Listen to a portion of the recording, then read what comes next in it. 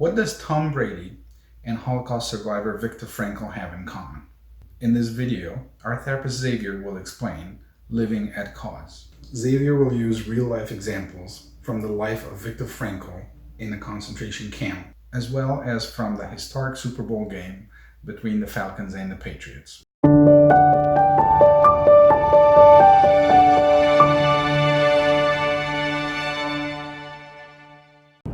Welcome back, Xavier here with Naya Clinics. And in my practice, there's this one distinction I always come back to. And this distinction is what I call living at cause rather than living at effect. So what does this mean? So living at effect is what we'll get into first, which is she makes me mad. You can see in this structure that someone or something out there is causing me to feel a certain way. Therefore, I am at the effect of the circumstances, at the effect of the environment. And to demonstrate and depict what living at cause means, I'm going to use a little bit of a sports metaphor. I'll keep it brief. It's actually, unfortunately, about the Patriots, whether you love them or hate them, and Tom Brady. And a couple years ago, the Patriots were facing the Atlanta Falcons in the Super Bowl. And if you remember this game, it's a historic game. The Falcons were up 28-3 at halftime. And so in this example, the circumstances were not in the favor of the Patriots. They were down 28-3 at halftime, which is an incredible deficit in football. It's kind of a hopeless place to be. The environment was not giving them any feedback. Their play in the first half was not proof that they even had it in them to come back.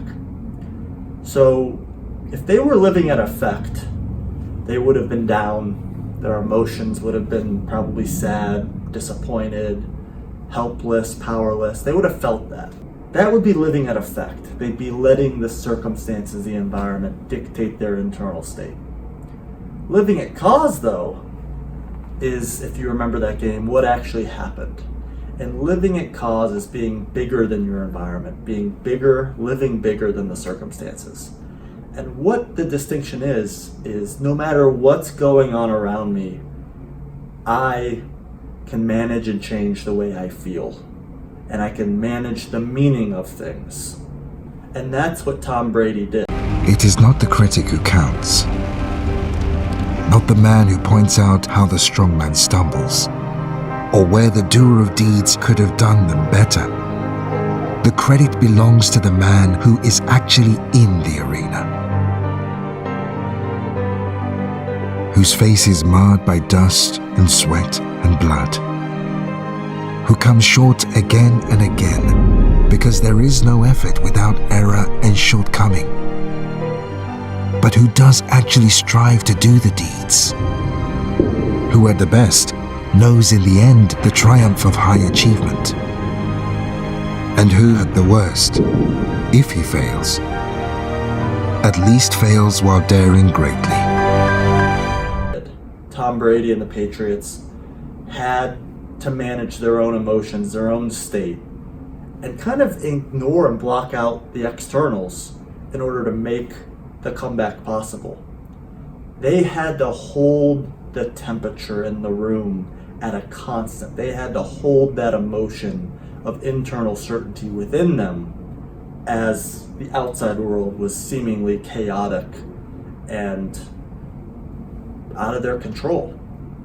And that's really what living at cause is. And you could say, oh, that's football. Let me give you another example that's a little more meaningful than football and a little more serious. And a book recommendation while you're at it. There's a great book. One of my favorites is a book called Man's Search for Meaning by Viktor Frankl. And if you're not familiar with this book, Viktor Frankl was in a concentration camp.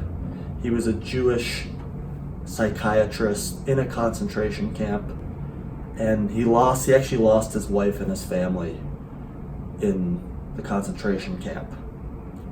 And what interested him was he realized, he started to see, he began to feel hopeless, really depressed.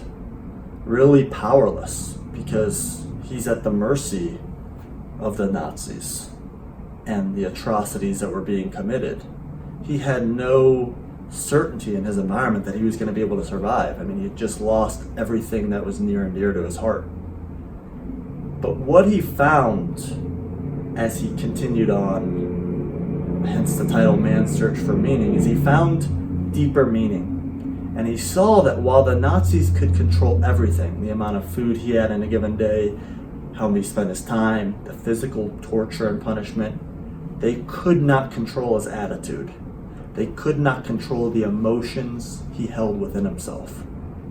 And that, I believe, is a powerful place to stand. That's living at cause. And that book, while it's an emotional book, it's a great depiction of what it's like to take accountability and responsibility for your life in a way that is transformative. Because there's change on one hand, which is changing the external circumstances. That's change. And while change is nice, it involves changing something's external to us, which might not always be in our control. Transformation, on the other hand, is what I believe can be more powerful, what I'm more concerned with. And that is changing your relationship to what is, changing your relationship to the external world, to the circumstances. Just as Viktor Frankl did. He couldn't change the fact that he was in the concentration camp, but he could change his relationship to the circumstances, which is his attitude, his emotions. And that distinction between change and transformation is a powerful place to stand, and it's something I always come back to in this work, because I know I wake up some days and I'm pissed off, angry, annoyed, sad with the circumstances in my life. And I realize, I have to ask myself a new question. What else could this mean?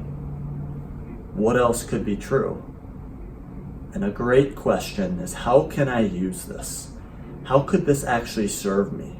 How could this pain really fuel me or bring out the best in me? Because I believe transformation isn't about what we do or what we get in this world. It's ultimately who we become. And I know that when we focus on that end of the horse, our life is a lot more fulfilling. We feel alive, we feel empowered, we feel more in control of our life. So this distinction of living at cause versus living in effect is something I continually come back to.